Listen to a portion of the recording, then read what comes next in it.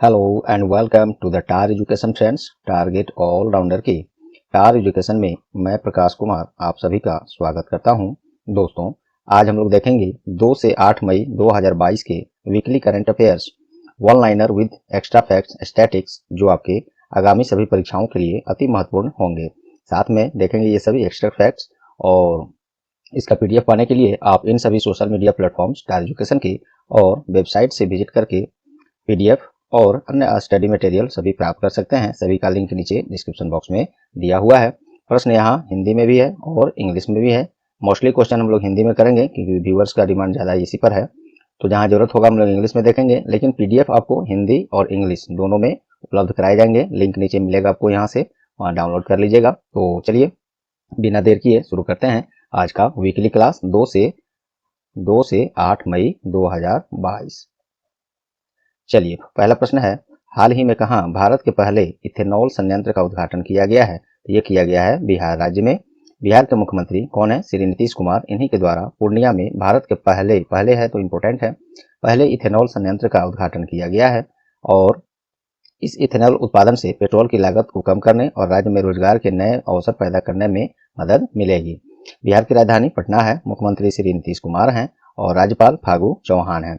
दोस्तों, प्रश्न हम लोग थोड़ा सा फास्ट चलेंगे क्योंकि नंबर्स ऑफ क्वेश्चंस इसमें ज़्यादा होते हैं। वीकली करंट अफेयर्स क्लास है तो जिनको भी क्लास ज़्यादा फास्ट लगे तो आप यदि मोबाइल पर हैं तो सेटिंग आपको यहाँ पे मिलेगा, और पीसी पर हैं तो आपको सेटिंग यहाँ पे मिलेगा। वीडियो प्लेबैक स्पीड को अपने हिसाब से और स्लो या फास्ट कर सकते हैं। तो थोड़ा सा हम लोग फास्ट चलेंगे।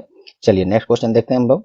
हाल ही में किसे राष्ट्रीय मुख्य राइफल कोच के रूप में नियुक्त किया गया है? सही जवाब है जयदीप कर्मकार। National rifle association of India अर्थात NRAI, इसका फुल फॉर्म ये रहा, के द्वारा जयदीप कर्मकार को राष्ट्रीय मुख्य राइफल कोच के रूप में नियुक्त किया गया है और इनको 2025 तक के लिए इस पद पर रखा गया है, जिसमें इनको पेरिस ओलंपिक कहाँ होगा? 2024 में। ये भी अपने आप में एक अलग से प्रश्न है। 2024 का ओलंपिक पेरिस, फ्रांस की राजधानी पेरिस में होगा। इस तक के लिए ये खेल भी इन्हीं के अंडर में कराया जाएगा। चलिए, तो नेक्स्ट क्वेश्चन हम लोग देखते हैं। दोस्तों, यहाँ पे मैं थोड़ा सा फास्ट चलूंगा इसलिए कि ये नंबर ऑफ क्वेश्चन ज़्यादा है और थोड़ा सा पॉइंट्स कहीं कहीं हो सकता है मैं इसको छोड़ता भी चलूँ, क्योंकि आपको डेली करंट अफेयर्स क्लास जो हम लोग कराते हैं रोज सुबह में, वहाँ इसको काफ़ी विस्तार से और वहाँ पे MCQs भी रहता है। तो ये सभी पॉइंट्स के अलावा स्टैटिक्स और MCQs में भी बहुत सारे फैक्ट्स हम लोग चर्चा करते हैं। तो एक बार डेली करंट अफेयर्स क्लास को जरूर अटेंड कीजिए, आपको समझ में आएगा यूट्यूब पर इस तरह के क्लासेज और कहीं कराए जा रहे हैं या नहीं, या इसका क्या महत्व है टार एजुकेशन के डेली करंट अफेयर्स क्लास का। आप खुद जुड़िए सुबह में, रोज सुबह में, तो आपको पता चलेगा। तो चलिए नेक्स्ट हम लोग देखते हैं, थर्ड क्वेश्चन देखते हैं। हाल ही में 24वीं ग्रीष्मकालीन डीफ ओलंपिक्स का आयोजन कहाँ हुआ है? डीफ से क्या समझते हैं आप? बहरा जो होता है, बहरे होते हैं, जो दिव्यांग लोग होते हैं, जिनको सुनने की क्षमता नहीं होती है, तो उन्हीं लोगों पर आधारित ये ओलंपिक्स है, समर डीफ ओलंपिक्स। ये हो रहा है ब्राजील में। 1 से 15 मई तक इसका आयोजन ब्राजील के कैक्सियास डो सुल में ये हो रहा है और ये 24वां संस्करण है। ये सभी बातें याद रख सकते हैं। नेक्स्ट देखते हैं, हाल ही में किस दिन विश्व टूना दिवस मनाया गया है? तो ये 2 मई को मनाया गया है। 2 मई को। इसका उद्देश्य मछली पकड़ने की स्थायी प्रथाओं को महत्व को बढ़ाना और लोगों को शिक्षित करना कि कैसे टूना उच्च मांग के कारण लुप्त प्राय होती जा रही हैं।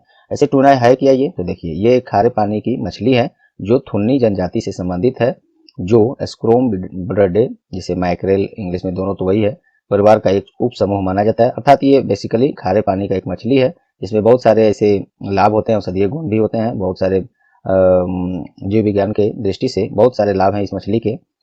इसमें अन्य लाभों के अलावा खनिज, प्रोटीन, विटामिन B12 ये सभी इसमें शामिल होते हैं, इसलिए इसका मांग देश और विदेश में ज्यादा रहता है। तो विश्व टूना दिवस 2 मई को। नेक्स्ट देखते हैं, हाल ही में कहाँ एशियन गर्ल्स यूथ बीच हैंडबॉल चैंपियनशिप 2022 का आयोजन किया गया है? तो बैंकॉक में एशियन गर्ल्स यूथ बीच हैंडबॉल चैंपियनशिप 2022। बीच से आप क्या समझते हैं? जो समुद्र का किनारा होता है उसको बीच बोलते हैं, वही है ये। तो ये बैंकॉक में हो रहा है और ये दूसरा एडिशन है इस खेल का, इसको आप याद रखेंगे। और इसमें देखिए, भारत टीम ने हांगकांग की टीम को हराकर रजत पदक जीता है, जबकि सीनियर महिला टीम जो है कांस्य पदक हासिल करने में सफल रही है। थाईलैंड में हो रहा है, तो देखते हैं। थाईलैंड की राजधानी बैंकॉक है, मुद्रा वहां पे बहुत चलता है और वहां पे प्राइम मिनिस्टर, प्रधानमंत्री कौन है? प्रायुत चान ओ चा। चलिए नेक्स्ट देखते हैं, छठा प्रश्न है, हाल ही में 1 मई 2022 को किस राज्य के द्वारा अपना स्थापना दिवस मनाया गया है? ये गुजरात और महाराष्ट्र दोनों राज्य अपना 1 मई को अपना स्थापना दिवस मनाया है इन्होंने, इस राज्य ने, क्योंकि 1 मई 2022 नहीं, 1 मई 1960 यहाँ पे होगा। 1 मई 1960 को ही इन राज्यों का स्थापना हुआ था। चलिए बारी बारी से दोनों राज्यों की चर्चा कर लेते हैं। गुजरात राज्य का स्थापना 1 मई 1960 में, राजधानी इसका गांधीनगर है, मुख्यमंत्री भूपेंद्र पटेल हैं और राज्यपाल इसके आचार्य देवव्रत हैं। महाराष्ट्र की बात करें तो इस राज्य की भी स्थापना वही होगा 1 मई 1960 को। मुंबई इसका राजधानी है और मुख्यमंत्री इसके उद्धव ठाकरे हैं और राज्यपाल अर्थात गवर्नर भगत सिंह कोश्यारी हैं। दोस्तों उम्मीद करता हूँ ये आपको जो भी एक्स्ट्रा फैक्ट्स हम लोग इसमें फैक्ट्स पॉइंट्स दे रहे हैं ये तो कुछ नहीं है। अगर पाना है रियल में करंट अफेयर्स क्लास और बात बात में अनेकों प्रश्न आपके दिमाग में छपते जाएं, ऐसे लाभ के लिए आपसे आग्रह फिर से करूंगा कि डेली करंट अफेयर्स क्लास को सुबह जरूर अटेंड करें। एक क्लास देखिए, आपका लाइफ चेंज हो जाएगा, पता भी चलेगा कि हाँ ऐसे क्लास होने चाहिए। बिना किसी बोझ के, बिना किसी एक्स्ट्रा समय के आपको इतने सारे प्रश्न रोज याद होते जाएंगे कि आप खुद कहिएगा कि ऐसी क्लास होनी चाहिए। और दोस्तों अगर पसंद आ रहे हैं तो वीडियो को भी लाइक बटन दबा दें और लास्ट में अपना कुछ सेकंड्स देकर इसे अपने जितने भी एजुकेशनल ग्रुप्स हैं वहाँ शेयर करके टार एजुकेशन का सहयोग करें। और चैनल पर आप नए हैं या चैनल को अब तक सब्सक्राइब नहीं किए हैं तो अभी सब्सक्राइब बटन दबा दें और सेम बेल आइकन भी दबा दें। पहले से सब्सक्राइब बटन दबा लिए हैं, सब्सक्राइब कर लिए हैं तो फिर से नहीं दबाएंगे, बस लाइक और शेयर कर दीजिएगा। मुझे पूरा विश्वास है कि आप लोग इतना सहयोग जरूर करेंगे। चलिए नेक्स्ट देखते हैं। 7th क्वेश्चन इज, हाल ही में किस दिन अंतर्राष्ट्रीय मजदूर दिवस मनाया गया है? अर्थात इंटरनेशनल लेबर डे कब मनाया गया है? तो 1 मई को ये ILO अर्थात इंटरनेशनल लेबर ऑर्गेनाइजेशन, हिंदी में अंतर्राष्ट्रीय श्रम संगठन के पहल पर यह मनाया जाता है, श्रमिकों के सम्मान में। ILO के बारे में देखिए, इंटरनेशनल लेबर ऑर्गेनाइजेशन, इसका स्थापना 1919 में और इसका मुख्यालय स्विट्जरलैंड के जिनेवा में है और इसके डायरेक्टर जनरल अर्थात महासचिव कौन है? गिलबर्ट एफ होंगवो, ये याद रखेंगे। चलिए नेक्स्ट है, हाल ही में किसने नए विदेश सचिव के रूप में पद ग्रहण किया है? तो विनय मोहन क्वात्रा नए विदेश सचिव बनाए गए हैं इनको। ये पहले नेपाल में भारतीय राजदूत थे, अब बन गए हैं भारत के विदेश सचिव। और ये हर्षवर्धन श्रृंगला जो कि पहले विदेश सचिव थे उनके जगह पर आए हैं, क्योंकि वे हर्षवर्धन श्रृंगला जो हैं 30 अप्रैल 2022 को इसी बीच सेवानिवृत्त हो चुके हैं। तो अब नए विदेश सचिव विनय मोहन क्वात्रा हो गए। चलिए कुछ महत्वपूर्ण सचिवों के बारे में यहाँ देखते हैं जो अक्सर एग्जाम में पूछे जाते हैं। कैबिनेट सचिव अभी कौन है? राजीव गौबा। रक्षा सचिव अजय कुमार। वित्त सचिव TB सोमनाथ और गृह सचिव अजय कुमार भल्ला और कृषि सचिव अलग से मुझे याद है कौन आहूजा करके हैं। चलिए कंफर्म करके आप लोग नीचे बताइए। चलिए नेक्स्ट देखते हैं, हाल ही में किस दिन विश्व हास्य दिवस अर्थात वर्ल्ड लाफर डे मनाया गया है? तो 1 मई को ये भी मनाया जाता है, मनाया गया है। एक्चुअली में ये 1 मई को प्रत्येक वर्ष नहीं मनाया जाता, ये एक्चुअल में मई महीने के प्रथम रविवार को जो भी डेट पड़े उस दिन ये विश्व हास्य दिवस मनाया जाता है। तो इस वर्ष 1 मई को ये पड़ा है। चलिए और इसका थीम वगैरह तो कुछ नहीं है, बाकी अब और सब ये पढ़ सकते हैं आप, क्योंकि मैंने बताया ही डेली करंट अफेयर्स क्लास में ये सब अच्छे से चर्चा किया जाता है बहुत सारे एक्स्ट्रा जानकारी के साथ। यहाँ पे मैं कुछ पॉइंट छोड़ते भी चलूंगा समय की कमी के कारण और क्लास ड्यूरेशन ज़्यादा ना हो इस कारण से। नेक्स्ट है, हाल ही में किसे प्रधानमंत्री श्री नरेंद्र मोदी के सलाहकार के रूप में, पर्सनल एडवाइजर के रूप में नियुक्त किया गया है? ये हैं तरुण कपूर। ये सेवानिवृत्त IAS अधिकारी हैं और पूर्व पेट्रोलियम सचिव भी रह चुके हैं तरुण कपूर। इनको प्रधानमंत्री कार्यालय में सलाहकार के रूप में नियुक्त किया गया है। आइए कुछ सलाहकार लोग हाल ही में नियुक्त हुए हैं उनका चर्चा कर लेते हैं। भारत सरकार का प्रधान वैज्ञानिक सलाहकार के रूप में हाल ही में किनको नियुक्त किया गया? अजय कुमार सूद को। रक्षा मंत्रालय में सलाहकार के रूप में किनको? विनोद जी खंडारे को। नए मुख्य आर्थिक सलाहकार डॉक्टर V अनंत नागेश्वरन को। ये सभी फैक्ट्स देखिए प्रश्न पर आधारित, ये इतने चीज सर्च करके वो भी सही कहीं से गलत ना हो, इसको करने में कितने समय लगते होंगे आपके लिए, बस इतना करना हम लोग के लिए कोई बड़ी बात नहीं है, बस आप लोग भी सहयोग करें ये सब करके। तो चलिए, हाल ही में कौन junior world weight lifting championship में गोल्ड जीतने वाले पहले भारतीय भारोत्तोलक बन गए हैं? तो हर्षदा शरद गरुड़ ये पहले ऐसे भारतीय भारोत्तोलक बन गए हैं junior world weight lifting championship में गोल्ड जीतने वाले, याद रखिएगा इसको। चलिए और इस खेल का आयोजन कहाँ हुआ था? तो ग्रीस के हेराक्लिओन में किया गया है। आप भी आराम से ही पढ़िएगा, विदेशी नाम आहिस्ता से ही पढ़ना पड़ता है। चलिए, केंद्रीय खेल और युवा मामलों के मंत्री भी कौन है? श्री अनुराग सिंह ठाकुर हैं। नेक्स्ट देखिए, हाल ही में किस दिन विश्व प्रेस स्वतंत्रता दिवस मनाया गया है? तो 3 मई को ये मनाया गया है। और इस वर्ष इसका थीम क्या है? विषय है डिजिटल घेराबंदी के तहत पत्रकारिता। हालांकि जबरदस्ती मैंने इसको हिंदी में कर दिया है, लेकिन ये अंतर्राष्ट्रीय स्तर का दिवस है तो आप इसका थीम इंग्लिश में भी याद रखिएगा। चलिए, तो इंग्लिश में इसका थीम है जर्नलिज्म अंडर डिजिटल सीज। इसको याद रखिएगा। और इससे संबंधित एक और लेटेस्ट चीज़ बता दूं आपको, आगे हो सकता है मिलेगा भी। हाल ही में विश्व प्रेस स्वतंत्रता रैंकिंग जारी किया गया, वर्ल्ड प्रेस फ्रीडम इंडेक्स जारी किया गया है 2022 के लिए। तो उसमें भारत का स्थान कितना है? तो भारत का पिछला वर्ष था 142, इस वर्ष 8 अंक लुढ़क कर 150वें स्थान पर विश्व प्रेस स्वतंत्रता सूचकांक में भारत अर्थात वर्ल्ड प्रेस फ्रीडम इंडेक्स में 150वें स्थान पर आ गया है। पहले स्थान पर कौन है? मैंने क्लास में कल ही परसों में कराया है, चलिए किनको याद है देखते हैं, कमेंट में करिए, अन्यथा आगे हो सकता है इसी क्लास में जरूर मिलेगा। नेक्स्ट है, हाल ही में मिशन सागर 9 के द्वारा किस देश को महत्वपूर्ण चिकित्सीय सहायता पहुंचाया गया है? ये श्रीलंका को पहुंचाया है भारत सरकार ने INS घड़ियाल के सहयोग से, और सागर 9 के मिशन जो है उसी के तहत श्रीलंका को पहुंचाया गया है चिकित्सीय सहायता। श्रीलंका की 2 राजधानियां हैं, देखिए कौन कौन। एक है कोलंबो एग्जीक्यूटिव कैपिटल अर्थात कार्यपालिका, एक है श्रीवर्धने जयपुरा कोट्टे, ये है लेजिस्लेटिव कैपिटल अर्थात विधायिक राजधानी है। और मुद्रा वहाँ पे श्रीलंकन रुपी चलता है। हालांकि आर्थिक जो तनाव के कारण अभी काफी विरोध हो रहा है श्रीलंका में, देखिए आगे क्या होता है। प्रधानमंत्री अभी वहाँ पे महेंद्र राजपक्षे हैं और प्रेसिडेंट गोटबाया राजपक्षे हैं, ये दोनों खास भाई भी हैं, ये भी आप याद रख सकते हैं। नेक्स्ट है, हाल ही में राजस्थान में मियाँ का बाड़ा रेलवे स्टेशन का नाम बदलकर नया नाम क्या किया गया है? तो महेश नगर हॉल्ट अब इस रेलवे स्टेशन का नाम कर दिया गया है मियाँ का बाड़ा रेलवे स्टेशन, राजस्थान में है ये। और चलिए इंडियन रेलवे के बारे में कुछ हम लोग महत्वपूर्ण जानकारियां देख लेते हैं। भारत में पहली बार 16 अप्रैल 1853 को बॉम्बे के बोरी बंदर स्टेशन से थाने स्टेशन के बीच 34 किलोमीटर की दूरी के लिए ये पहली बार भारत में रेल चलाई गई थी, ट्रेन चलाई गई थी। रेलवे बोर्ड की स्थापना 1905 में। भारतीय रेल में कुल 18 रेलवे जोन है, जिसमें कोलकाता मेट्रो इंक्लूडेड है, सम्मिलित है। भारत के पहले रेल मंत्री श्री जॉन मथाई थे, श्री नहीं बस जॉन मथाई कहिए। और तो वर्तमान रेल मंत्री कौन है? श्री अश्वनी वैष्णव। और रेलवे बोर्ड के नए अध्यक्ष और कार्यकारी अधिकारी कौन है? तो विनय कुमार त्रिपाठी, ये भी बिल्कुल नए बने हैं, याद रखेंगे। नेक्स्ट है, हाल ही में किसे केंद्रीय प्रत्यक्ष कर बोर्ड CBDT के अध्यक्ष के रूप में अतिरिक्त प्रभार सौंपा गया है? तो ये संगीता सिंह को दिया गया है, क्योंकि इनसे पहले जगन्नाथ विद्याधर मोहपात्र जो थे सेवानिवृत्त हो गए हैं।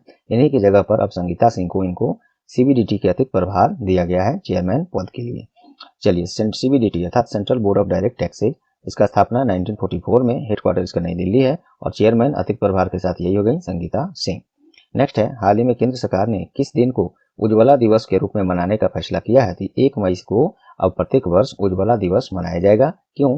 क्योंकि गरीबी रेखा से नीचे रहने वाले महिलाओं को निःशुल्क LPG गैस कनेक्शन उपलब्ध कराने के लिए 1 मई 2016 को ही सरकार ने उज्ज्वला योजना का आरंभ शुरुआत किया था।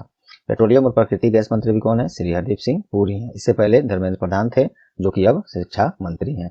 नेक्स्ट है, आपको भी इसी तरह से पॉइंट वाइज एक से एक लिंक करके याद होने चाहिए दोस्तों, तभी हम जो कहते हैं ना कि और उससे आगे रहेंगे, तो वो तभी आप और उससे आगे हो पाइएगा।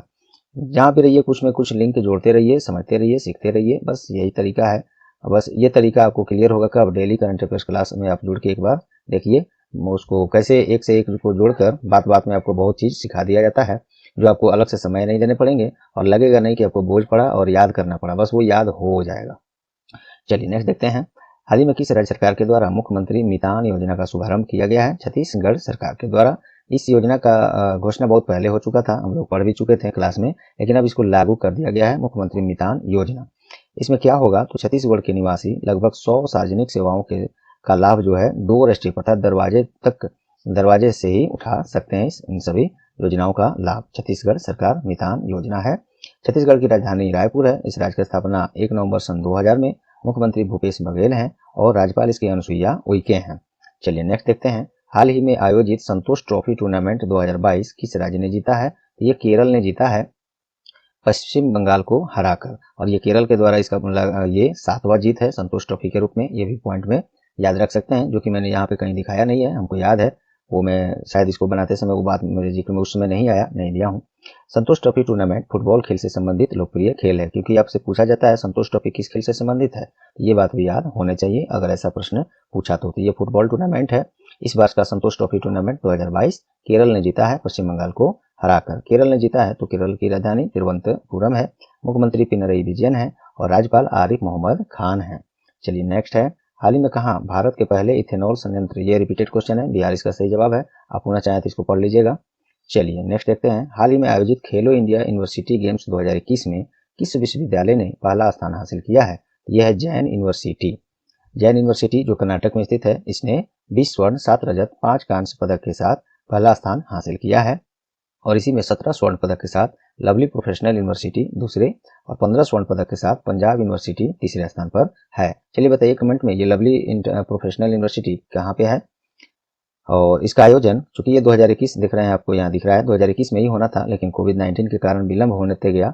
अब इसको फाइनली बेंगलुरु के श्री कांति रवा स्टेडियम में 24 अप्रैल से 3 मई 2022 तक किया गया है। और मोस्ट इंपोर्टेंट, इस खेलो इंडिया यूनिवर्सिटी गेम्स 2021 का शुभंकर क्या था, मैस्कॉट क्या था, तो वो था वीरा। इंग्लिश में भी ये देखिए यहाँ पे ये था, याद रखेंगे, इस तरह के प्रश्न भी पूछे जाते हैं। हाल ही में कहाँ सत्यजीत रे फिल्म फेस्टिवल 2022 का आयोजन किया गया है, ये महाराष्ट्र की राजधानी मुंबई में किया गया है। सत्यजीत रे के सम्मान में, जो कि भारतीय डायरेक्टर हैं जाने माने, एकमात्र ऐसे डायरेक्टर हैं जिनको ऑस्कर पुरस्कार अब तक इंडिया में मिल पाया है। बाकी बहुत कुछ है यहाँ पे, आप पढ़ सकते हैं खुद भी, या पीडीएफ में मिलेगा। अन्यथा डेली क्लास अगर हमारी करंट अफेयर्स का कर रहे हैं, डेली करंट अफेयर क्लास, तो वहाँ से आप इसको जरूर देखे होंगे, बहुत कुछ सीखे होंगे। चलिए नेक्स्ट है, आरबीआई की मौद्रिक नीति समिति एमपीसी मॉनेटरी पॉलिसी कमेटी, तो इसके द्वारा नगद आरक्षित अनुपात अर्थात सीआरआर कैश रिजर्व रेशियो जिसको कहते हैं, बढ़ाकर कितना प्रतिशत कर दिया गया है, तो ये 4.5% किया गया है। कुछ अन्य महत्वपूर्ण दर जो हैं, रेट हैं, उसको हम चर्चा यहाँ पे आपको कर देते हैं। इसका स्क्रीनशॉट जरूर ले लीजिएगा, काफी मेहनत से इसको इकट्ठा करके मैं आपके यहाँ लाया हूँ। अभी रेपो रेट कितना है, 4.40%, रिवर्स रेपो रेट 3.35%, बैंक दर और एमएसएफ अर्थात सीमांत अस्थायी सुविधा एमएसएफ मार्जिनल स्टैंडिंग फैसिलिटी जिसको बोलते हैं इंग्लिश में, वो है 4.65%। CRR cash reserve ratio Hindi में नगद आरक्षित अनुपात, ये है 4.5%। अस्थायी जमा सुविधा एसडीएफ दर कितना है, 4.15%। एसएलआर सांविधिक तरलता अनुपात SLR statutory liquidity ratio English में कहेंगे, ये है 18%। आरबीआई का हेडक्वार्टर मुंबई है, इसका स्थापना 1 अप्रैल 1935 में, इसका नेशनलाइजेशन अर्थात राष्ट्रीयकरण 1 जनवरी 1949 में, और इसके गवर्नर अभी शक्तिकांत दास हैं जो 25वें क्रम के हैं। और डिप्यूटी गवर्नर 4 होते हैं आरबीआई में, महेश कुमार जैन हैं, माइकल देवव्रत पत्रा हैं, एम राजेश्वर राव हैं, टी रविशंकर, ये सभी याद रखेंगे। नेक्स्ट है, हाल ही में जारी वर्ल्ड प्रेस फ्रीडम इंडेक्स 2022 में भारत का रैंक क्या है। इस प्रश्न को मैंने ऊपर ही याद था, मैंने चर्चा कर दिया था, उसी तरह आपको भी याद होने चाहिए दोस्तों, क्योंकि उस समय मैंने चर्चा किया था विश्व प्रेस स्वतंत्रता दिवस या अर्थात वर्ल्ड प्रेस फ्रीडम डे कब मनाया जाता है, तो ये 3 मई को मनाया जाता है, ये मैंने ऊपर चर्चा किया था। वहीं पे ये प्रश्न मैंने बता दिया था कि वर्ल्ड प्रेस फ्रीडम इंडेक्स 2022 में भारत का रैंक 150वां है। पिछले वर्ष यह रैंक 142 पर था, लेकिन 8 अंक की नुकसान के साथ 180 देशों की सूची में 150वें स्थान पर आ गया है। 1 नंबर पे इसमें रैंकिंग में नॉर्वे है, दूसरे पे डेनमार्क, स्वीडन तीसरे पर। और 180 देशों की सूची में सबसे नीचे से टॉप कौन किया है, नीचे से टॉप जिसके आप लोग बोलते भी हैं, तो ये नॉर्थ कोरिया है इस सूची में सबसे नीचे, सबसे खराब प्रदर्शन है इसका। वहाँ पे मीडिया कर्मी का क्या होता होगा कि ये सूची में सबसे लास्ट में है, आप समझ सकते हैं। चलिए, किस दिन अंतर्राष्ट्रीय अग्निशामक दिवस मनाया गया है, 4 मई को। इंटरनेशनल फायर फाइटर्स डे जिसको बोलते हैं इंग्लिश में, ये 4 मई को उन्हीं के सम्मान में ये सब मनाया जाता है, इसको आप पढ़िएगा। नेक्स्ट है, हाल ही में किस फिल्म को Indian film festival of Los Angeles 2022 में सर्वश्रेष्ठ फीचर फिल्म का पुरस्कार मिला है, ये once upon a time in Kolkata को मिला है। और जब ये फिल्म जो है once upon a time in Kolkata, ये आदित्य विक्रम सेनगुप्ता के द्वारा डायरेक्टेड फिल्म है, जबकि अनमोल सिद्धू की पंजाबी फिल्म है जग्गी, इसको बेस्ट फीचर फिल्म डेब्यू और audience choice awards for best feature film का पुरस्कार इसमें मिला है। नेक्स्ट है, हाल ही में किस जाने माने टेनिस खिलाड़ी केविन एंडरसन ने संन्यास का घोषणा किया है। किस नहीं, जाने माने टेनिस खिलाड़ी केविन एंडरसन ने संन्यास का घोषणा किया है। तो प्रश्न ये कि ये वो किस देश के खिलाड़ी हैं, टेनिस खिलाड़ी हैं, तो साउथ अफ्रीका के। आपको यहाँ से 3 तरह से प्रश्न बन सकते हैं। एक तो जो मैंने बनाया है सो, एक हो सकता है केविन एंडरसन ये किस खेल से संबंधित हैं, तो ये टेनिस के खिलाड़ी हैं, किस देश के हैं, तो साउथ अफ्रीका से हैं, संन्यास लेने का घोषणा किया, वो भी एक न्यूज है। चलिए, ये सब आप पढ़ सकते हैं। नेक्स्ट है, हाल ही में कहाँ दूसरे भारत नॉर्डिक शिखर सम्मेलन 2022 का आयोजन किया गया है, यह है डेनमार्क में किया गया है। और भारतीय प्रतिनिधित्व प्रधानमंत्री श्री नरेंद्र मोदी खुद इसको किए हैं, अटेंड किए थे। चलिए, और ये सब पढ़ सकते हैं। नेक्स्ट है, हाल ही में कहाँ 12वीं हॉकी इंडिया सब जूनियर पुरुष राष्ट्रीय चैंपियनशिप 2022 का आयोजन किया गया है, तो ये गोवा में किया गया है। गोवा की राजधानी पणजी है, मुख्यमंत्री प्रमोद सावंत है और राज्यपाल वहाँ पे PS श्रीधरन पिल्लई हैं। नेक्स्ट देखिए, हाल ही में जारी टाइम्स हायर एजुकेशन, यह है टाइम्स हायर एजुकेशन रैंकिंग में किस यूनिवर्सिटी ने पहला स्थान हासिल किया है, तो ये वेस्टर्न सिडनी यूनिवर्सिटी ने पहला स्थान हासिल किया है। और इसमें भारत सूची में टोटल जितने भी शामिल किए गए यूनिवर्सिटीज को, उसमें 8 विश्वविद्यालय के साथ 300 टॉप 300 जो विश्वविद्यालय हैं, यूनिवर्सिटीज हैं, उसमें भारत स्थान बनाने में सफल रहा है। और भारत की बात की जाए, भारत की तरफ से अमृता विश्व विद्यापीठम 41वें स्थान पर है टोटल में। लवली प्रोफेशनल यूनिवर्सिटी, इसकी चर्चा ऊपर हम लोग किए भी थे एक जगह, और ये 74वें स्थान पर है। और पहले स्थान पर वही वेस्टर्न सिडनी यूनिवर्सिटी है। और पूरे ऑल ओवर कंट्री लेवल पर देखा जाए, विश्व स्तर पर, तो भारत 8 विश्वविद्यालयों के साथ चौथे स्थान पर है। ये भी बात याद रख सकते हैं। हाल ही में कौन वर्ल्ड स्नूकर चैंपियनशिप 2022 जीतकर सबसे उम्रदराज स्नूकर चैंपियन बन गया है? तो रोनी ओलिसीवन, इंग्लिश में भी यहाँ पे है। तो ये इंग्लैंड के हैं, 46 वर्षीय रोनी ओ सुलिवान, ये वर्ल्ड स्नूकर चैंपियनशिप जीतकर सबसे उम्रदराज स्नूकर चैंपियन बन गए हैं। चलिए, इसका आयोजन इंग्लैंड में ही किया गया था, ये भी याद रख सकते हैं। और वो कहाँ के हैं? वो भी इंग्लैंड के ही है। चलिए, विश्व अस्थमा दिवस किस दिन मनाया गया है? तो ये 3 मई को मनाया गया है विश्व अस्थमा दिवस। इसका मोस्ट इंपोर्टेंट ये है, थीम, विषय क्या है? तो closing gaps in asthma care, इसका थीम है, याद रखिएगा। नेक्स्ट है, हाल ही में बीसीसीआई के द्वारा किस खेल पत्रकार को 2 वर्ष के लिए प्रतिबंधित कर दिया है? तो ये इनका नाम है बोरिया मजुमदार। ये एक्चुअली में जो हम लोग के विकेट कीपर हैं भारतीय क्रिकेट टीम के, रिद्धिमान साहा को किसी चर्चा में धमकाने के रोष में आ गए थे, धमकाने के ऐसा देखा गया था। तब बीसीसीआई ने इन पर एक्शन लेते हुए 2 वर्ष का प्रतिबंध लगा दिया है, जिसके कारण अब ये भारत में किसी भी खेल में, क्रिकेट के खेल में, ये कहीं भी खेल पत्रकारिता, ऑडिटिंग और पत्रकारी का काम नहीं कर सकते हैं, रिपोर्टिंग नहीं कर सकते हैं। तो चलिए, बीसीसीआई के बारे में देखते हैं। Board of control for cricket in India, ये भारत में जितने भी क्रिकेट खेल का आयोजन होता है इसी के अंडर में होता है। इसका स्थापना 4 दिसंबर 1928 में, और इसके प्रेसिडेंट प्रमुख कौन है? सौरभ गांगुली, 39वें क्रम के, और सेक्रेटरी जय शाह हैं। और ये केंद्रीय गृह मंत्री और सहकारिता मंत्रालय का मंत्री जो है श्री अमित शाह, उन्हीं के ये पुत्र हैं। देखिए, भारत में क्रिकेट खेल का आयोजन रेगुलेट इसी के द्वारा किया जाता है, जबकि विश्व स्तर पर देखें तो आईसीसी उसको रेगुलेट करता है, सभी क्रिकेट खेल को, इंटरनेशनल क्रिकेट काउंसिल। चलिए, नेक्स्ट देखते हैं। हाल ही में ओलंपियन कलमप्रीत कौर को एथलेटिक्स इंटीग्रिटी यूनिट के द्वारा प्रतिबंधित कर दिया गया है। किस खेल से संबंधित है वो? तो डिस्कस थ्रो से। इन पर जो है प्रतिबंधित जो दवाएं हैं या जो भी खाने योग्य चीजें हैं जो प्रतिबंध रखता है ये खिलाड़ियों के लिए, तो उसका सेवन करते ये पकड़ी गई हैं, जिसके कारण इनको बैन किया गया है, अभी सस्पेंड कर दिया गया है। और सभी ये सब याद रख सकते हैं दोस्तों। चलिए, नेक्स्ट देखते हैं 34वां क्वेश्चन। हाल ही में रेलवे सुरक्षा बल के द्वारा कौन सा ऑपरेशन शुरू किया गया है? ऑपरेशन सतर्क।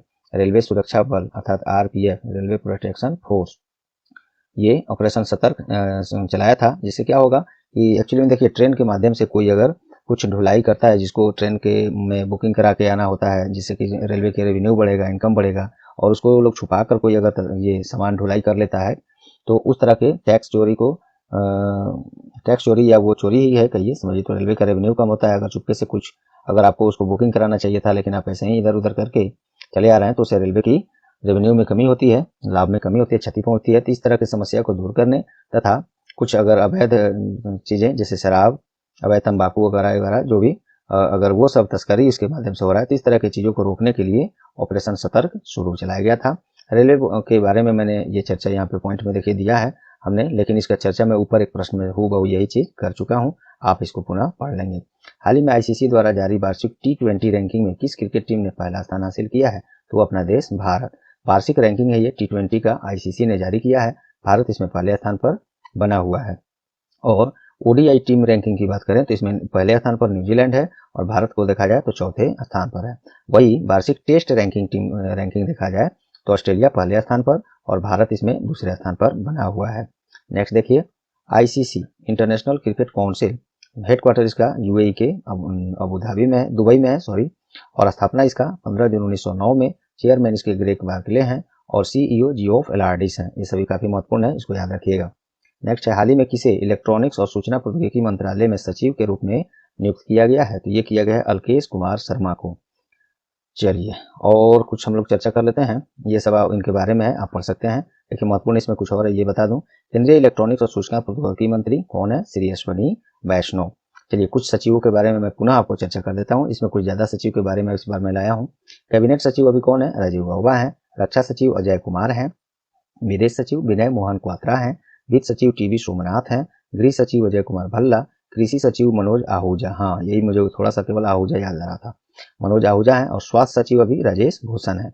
यहाँ पे अजय कुमार दो नाम है यहाँ पे, एक है अजय कुमार और एक है अजय कुमार भल्ला। अजय कुमार रहे तो रक्षा सचिव अर्थात होम सेक्रेटरी, और अजय कुमार भल्ला हो जाए तो ये हो जाएंगे गृह सचिव अर्थात होम सेक्रेटरी।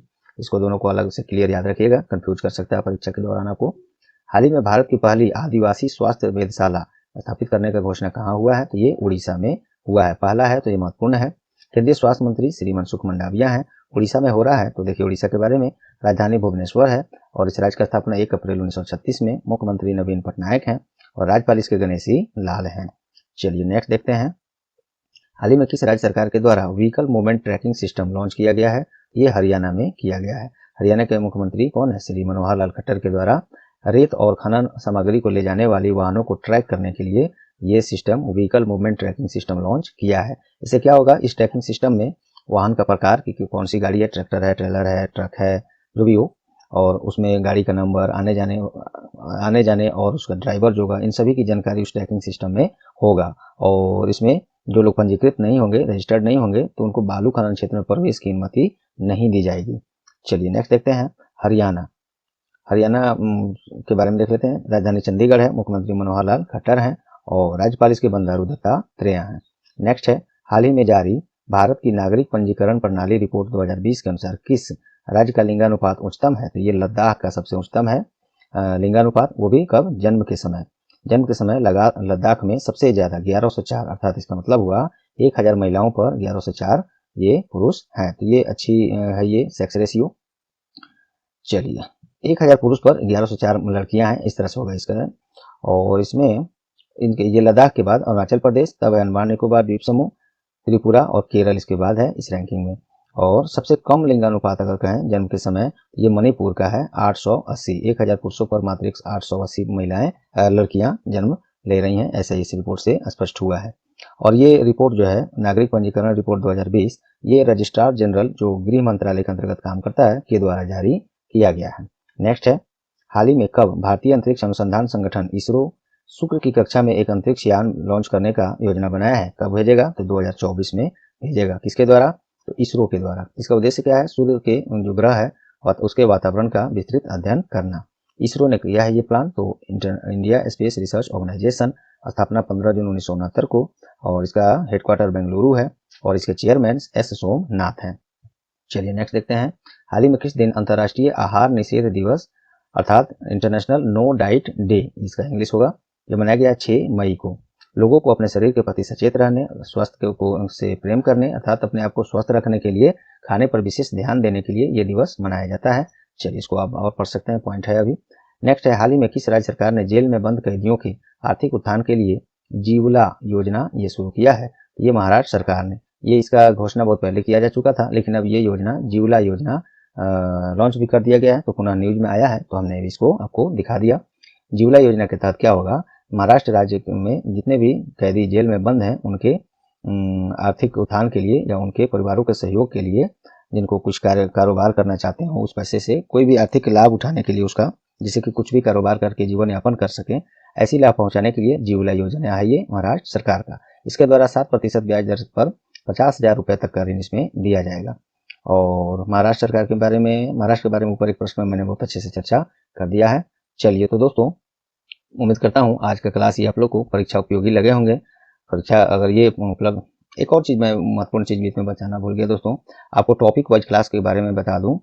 न्यू जितने भी अपॉइंटमेंट्स हैं, जितने भी अवार्ड्स हैं, awards national, international, cricket, sports award, other awards, appointments, days and themes, बहुत सारे टॉपिक्स हमने कराया है और कराए जा रहे हैं। सभी का लिंक नीचे डिस्क्रिप्शन बॉक्स में दिया हुआ है, जरूर देखें। बहुत ही खास है वो दोस्तों, क्योंकि जनवरी 2021 से लेकर मार्च अप्रैल 2022 तक इसमें कवर किया गया है। इससे बाहर एक भी प्रश्न नहीं आएगा इस अवधि से। अगर पढ़ना चाहते हैं तो मैं विश्वास दिलाना चाहता हूँ, इसको जरूर कीजिएगा, बहुत फायदेमंद होगा। बहुत मेहनत से इसको एकदम बिना किसी त्रुटि के तैयार किया गया है। इसको जरूर देखिए, अन्य क्लास भी देखिए, नीचे सभी का लिंक नीचे दिया हुआ है। इसके अलावा आप टार एजुकेशन के ये सभी लिंक से आप जाके या टार एजुकेशन पर डायरेक्ट विजिट करके ये सभी लाभ उठा सकते हैं। साथ ही सोशल मीडिया प्लेटफॉर्म से जुड़ सकते हैं। तो चलिए दोस्तों, उम्मीद करता हूँ आप लोग को ये आज का क्लास पसंद आया होगा, परीक्षा उपयोगी लगा होगा। यदि लगा है तो प्लीज अभी लाइक बटन दबा दें, यदि नहीं दबाए हैं तो। और अब समय आ गया अपना कुछ सेकंड्स मात्र देकर आपके पास जितने भी एजुकेशनल ग्रुप्स हैं, केवल एजुकेशनल ग्रुप्स और फ्रेंड्स जो लोग तैयारी कर रहे हैं, उनको शेयर करके हमारी सहायता करें। और चैनल पर आप नए हैं या चैनल को अब तक सब्सक्राइब नहीं किए हैं तो अभी सब्सक्राइब बटन दबा दें और बेल आइकन भी दबा दें, जिससे सभी क्लास का नोटिफिकेशन सबसे पहले आपको और निश्चित मिले। और पहले से ये सब कर लिए हैं सब्सक्राइब और बेल बटन, तो आपका बहुत बहुत धन्यवाद। फिर से सब्सक्राइब बटन नहीं दबाना है, नहीं तो अब अनसब्सक्राइब हो जाएगा। तो चलिए दोस्तों, मुझे पूरा विश्वास है इतना सहयोग आप लोग जरूर करेंगे। मिलते हैं अगले क्लास में, तब तक के लिए goodbye, all the best.